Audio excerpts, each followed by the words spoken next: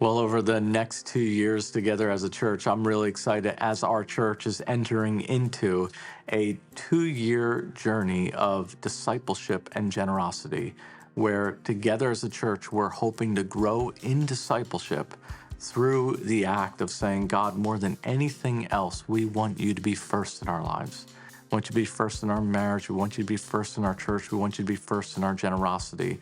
And so, together, as we take this step, as we hope this is a sweet season of discipleship in our church, one of the things we put together as a resource is this commitment card to be a valuable tool on this 2 year discipleship journey. If you take some time to look at this commitment card, you'll notice on the back there's a 2 year gift chart.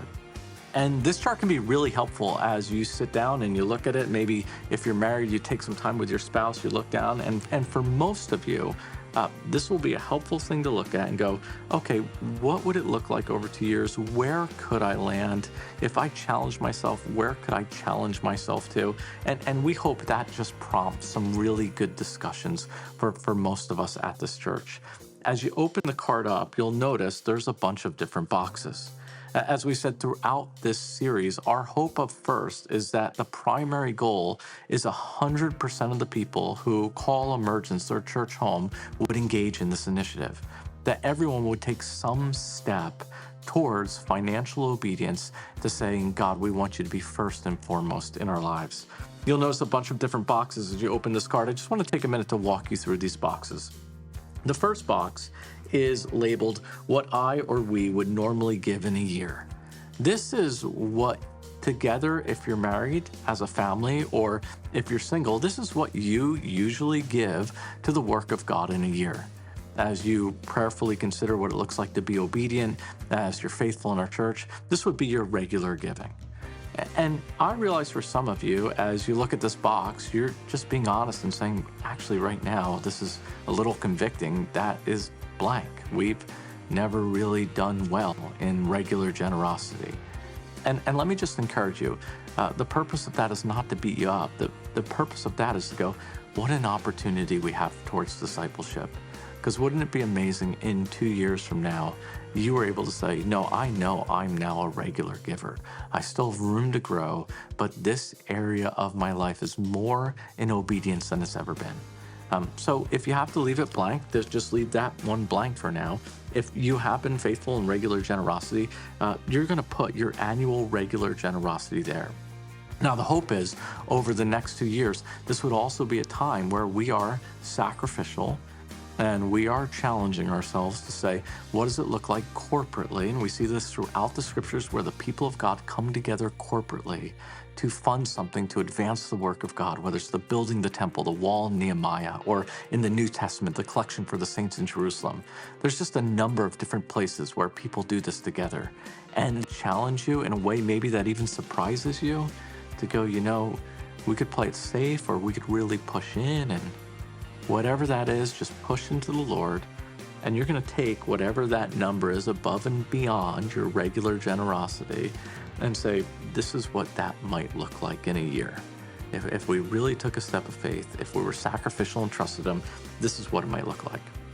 And then what you're going to do is you're going to take that regular generosity, that first box, and that second number, the above and beyond sacrificial generosity, and you're going to add that up here.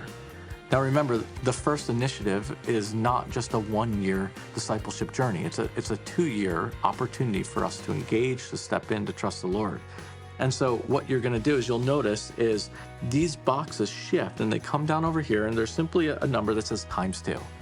And you're going to go, okay, here's our number of what we could give generously and sacrificially over a year.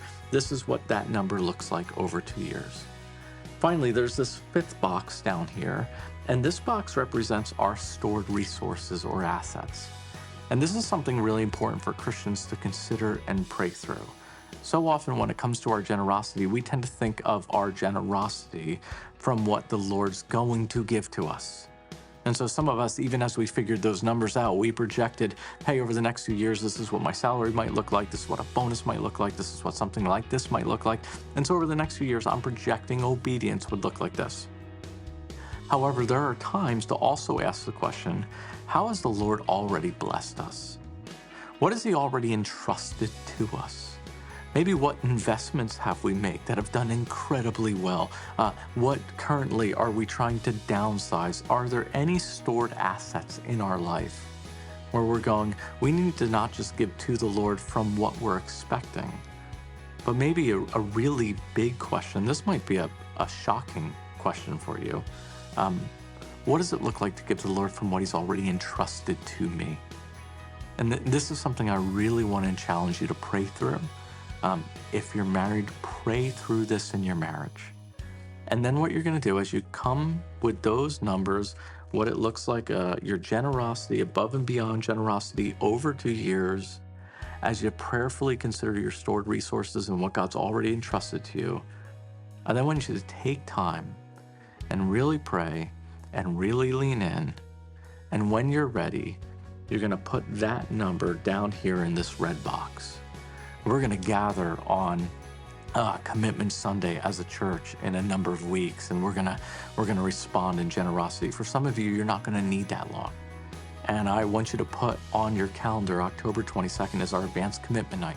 This is where our leaders and those who are ready are going to be generous first. We believe leaders go first and we respond first. And so on October 22nd, we're going to come forward. We're going to have an advanced commitment night.